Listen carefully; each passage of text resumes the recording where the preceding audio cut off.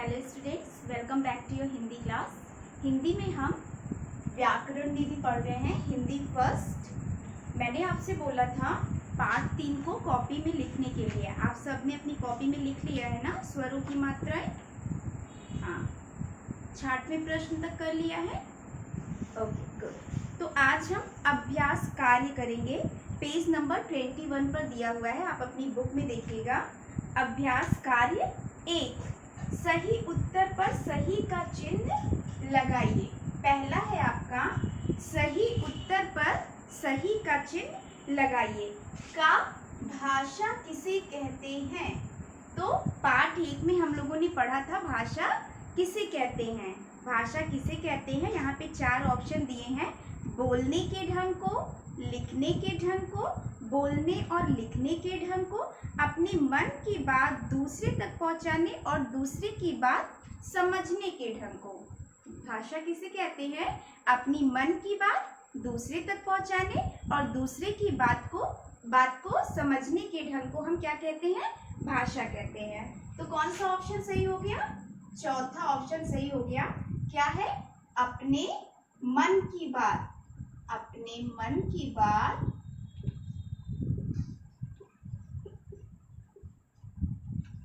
दूसरे तक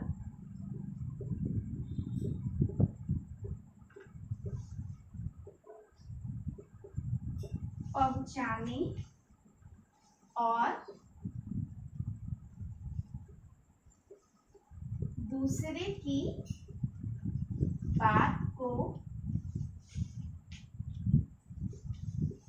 दूसरे की बात समझने के ढंग को भाषा कहते हैं। ये ऑप्शन हमारा सही हो गया। अपने मन की बात दूसरे तक पहुंचाने और दूसरे की बात समझने की ढंग को क्या कहते हैं? भाषा कहते हैं। अगला है खा। भाषा के कितने रूप हैं? 3, 2, 4, 1। कितने रूप हैं? 2 रूप हैं। हम सब जानते हैं भाषा के कितने रूप हैं? 2 रूप हैं, मौखिक भाषा और लिखित रूप। मौखिक रूप और लिखित रूप। दूसरा है निम्नलिखित में भाषा के किस रूप का प्रयोग किया जाता है? नाटक देखते समय कौन सी भाषा का कौन सी रूप का प्रयोग होता है? मैं यहाँ पे सिर्फ उत्तर लिख रही हूँ। मौखिक रूप का। किस रूप का? मौखिक रूप का। खा है समाचार पत्र पढ़ते समय कौन सी रूप का? लिखित रूप का। लिखित। गा है बातचीत करते समय, बातचीत करना कौन सा रूप हुआ? मौखिक रूप हुआ। मैंने लिख दिया यहाँ पे मौखिक। निबंध लेखन में ये कौन सा रूप है? लिखित रूप है ना? निबंध लेखन लिखित रूप है। अंगा है आपका टीवी देखते हुए, टीवी देख रहे हैं, वो कौन सा रूप हुआ? मौखिक रूप हो गया, है ना? अगला है आपका रिक्त स्थान भरिए। का है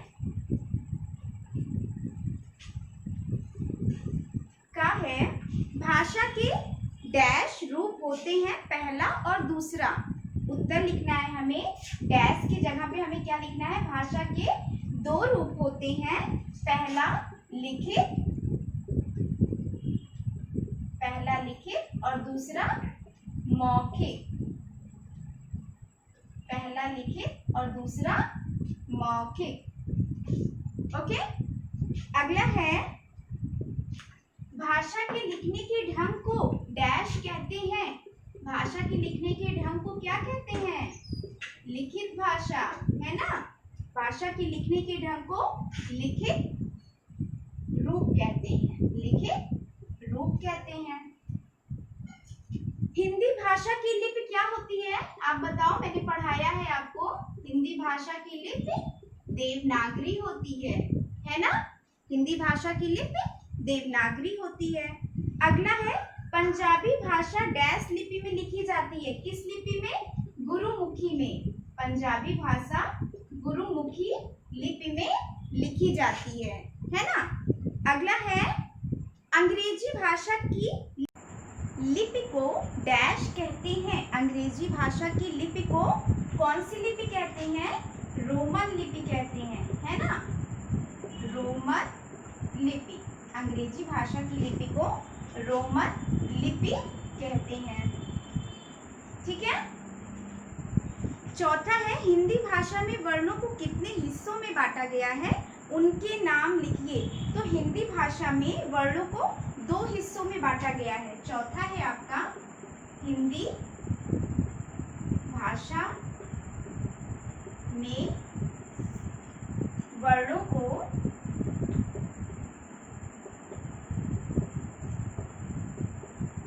2 हिस्सों में बांटा गया है।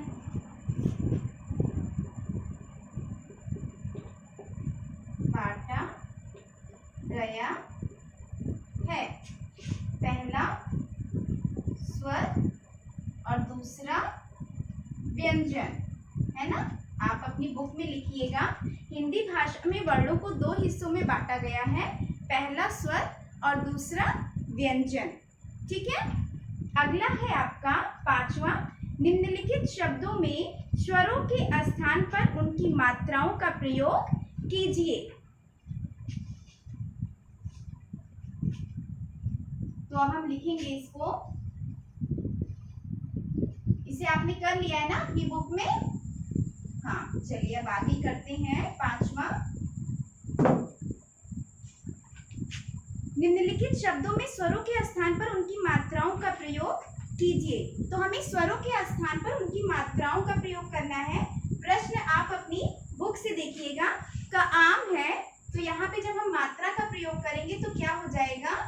काम हो जाएगा, है ना? चील, आप मात्रा का प्रयोग करेंगे तो चील हो जाएगा, है ना? अगला है फूल, फूल में मात्रा का प्रयोग करेंगे तो फूल। चावल, चावल नहीं होता, क्या होता है? मात्रा का प्रयोग करेंगे तो ये क्या हो जाएगा? चावल हो जाएगा, है ना? 6वां प्रश्न है, ये था आपका 5वां प्रश्न। 6वां प्रश्न है, 4 ऐसे शब्द लिखिए जिनमें अनुनासिक का प्रयोग किया जाता है। अनुनासिक, अनुनासिक का मतलब ये जो चांद बिंदी होती है, चंद्र बिंदु, है ना? अब ये क्या होता है? अनुनासिक। तो हमें ऐसे 4 शब्द लिखने हैं जिसमें अनुनासिक का प्रयोग किया गया हो। तो हो गया आँख, है ना? चांद, चांद में भी चंद्र बिंदु का प्रयोग होता है। कांटा, कांटा में भी। अगला है पाँव, पाँव में भी। तो 4 ऐसे शब्द हैं जिसमें अनुनासिक का प्रयोग किया गया है। ये क्या है आपका? अनुनासिक, अनुनासिक। ठीक है, ये आप पढ़ चुके हैं पाठ 2 में। अगला है 6वां, अनुस्वार के प्रयोग वाले 5 शब्द लिखिए। अनुस्वार का प्रयोग जिसमें बिंदु का प्रयोग होता है। तो ऐसे हमें कितने लिखने हैं? 5 शब्द लिखने हैं। तो क्या हो गया? अंगूर, पंख,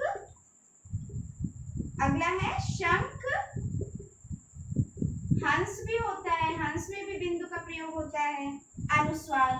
संतरा, संतरा में भी अनुस्वार का प्रयोग होता है। तो ये हो गया अंगूर, पंख, शंख, हंस, संतरा। ठीक है।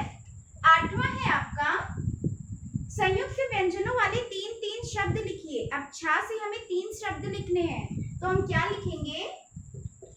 क्षत्रिय में छा का प्रयोग हुआ है ना? और सोचिए क्या लिख सकते हैं क्षत्रिय के अलावा? कच्छा लिख सकते हैं, है ना? कच्छा, इसमें भी छा का प्रयोग हुआ है। और छा में क्या क्या लिख सकते हैं? अक्षय, अक्षय में भी छा का प्रयोग हुआ है ना? तो ये 3 हो गया। अच्छा, अभी और है, हमें त्रा से भी लिखना है। अब त्रा से 3 शब्द लिखने हैं, तो क्या हो जाएगा? त्रिशूल हो जाएगा, है ना? त्रिकोण हो जाएगा, त्रा का प्रयोग हुआ है। और क्या हो जाएगा? चित्र हो जाएगा, इसमें भी त्रा का प्रयोग हुआ है। ठीक है। ज्ञा दिया है आपका, ज्ञा से क्या होता है? ज्ञानी होता है ना? ज्ञानी हो गया। और क्या है? संज्ञा हो गया। और क्या से क्या हो गया? विज्ञान हो गया। ठीक है। अगला है आपका 9वां, वर्णों को सही क्रम से लगाकर, सॉरी अभी एक और शब्द दिए हैं, श्रा भी दिया है, तो श्रा से क्या होता है, श्रमिक होता है ना, श्रमिक हो गया।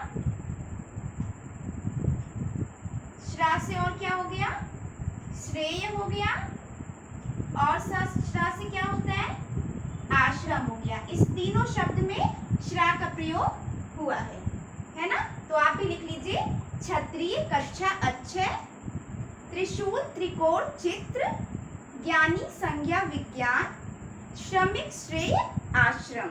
ठीक है। अगला है 9वां आपका, वर्णों को सही क्रम से लगाकर सार्थक शब्द बनाइए।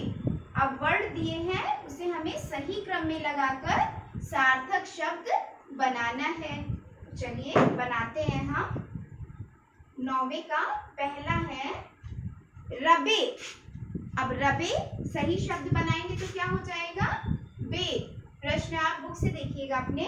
दूसरा है कदीप। कदीप का सार्थक शब्द क्या होगा, कदीप नहीं, कदीप का सार्थक शब्द हमें लिखना है, तो ये हो जाएगा दीपक। तीसरा है, दिया हुआ है आपका पिकाचरी, तो क्या हो जाएगा ये, पिचकारी, पिचकारी। अगला है पटघन। पटघन होता है, नहीं, पनघट, पनघट हो गया आपका। 5वां है आपका दरवाजा। तो हम क्या लिखेंगे, सार्थक शब्द क्या हो जाएगा ये, दरवाजा। 6वां है आपका दीपाली, तो ये क्या हो जाएगा, दीपावली, है ना। आप भी लिख लीजिए अपनी बुक में, बे, दीपक, पिचकारी, पनघट, दरवाजा, दीपावली। ठीक है। अगला है आपका 9वें का खा। ये का था आपका, खा हो जाएगा, शब्दों को सही क्रम से लगाकर सही वाक्य बनाइए। वहां जाना मत। अब हमें सही वाक्य बनाना है, हम क्या लिखेंगे, वहां मत जाना, वहां मत जाना। दूसरा है भीड़ वहां है बहुत। सार्थक शब्द क्या होगा, सार्थक वाक्य, वहां बहुत भीड़ है, वहां बहुत, वहां बहुत भीड़ है। ये हो गया आपका सार्थक वाक्य। तीसरा है जलेबी लाओ से बाजार। बाजार से जलेबी लाओ, बाजार से जलेबी लाओ। ये हो गया आपका सार्थक वाक्य। अगला है आपका मेरा प्रभा नाम है। सार्थक वाक्य क्या होगा, मेरा नाम प्रभा है, मेरा नाम प्रभा है। ये हो गया आपका सार्थक वाक्य। 5वां है आपका मेरे भाई हैं 3। तो सार्थक वाक्य क्या होगा, मेरे 3 भाई हैं। मेरे भाई हैं 3 का क्या हो जाएगा, मेरे 3 भाई हैं। ठीक है। तो ये हो गया आपका वहां मत जाना, वहां बहुत भीड़ है, बाजार से जलेबी लाओ, मेरा नाम प्रभा है, मेरे 3 भाई हैं। ठीक है। तो आज आपको अभ्यास कार्य 1 अपनी कॉपी में लिखना है। ठीक है। आप तीसरे पाठ तक लिख लिए होंगे ना, तो आज आपको अभ्यास कार्य अपनी कॉपी में लिखना है और इसे याद भी करना है। ठीक है। याद करेंगे ना सब? हाँ, तो आप याद करिए इसको और अपनी कॉपी में सुंदर सुंदर अक्षरों में लिखिए। ठीक है। Okay, thank you.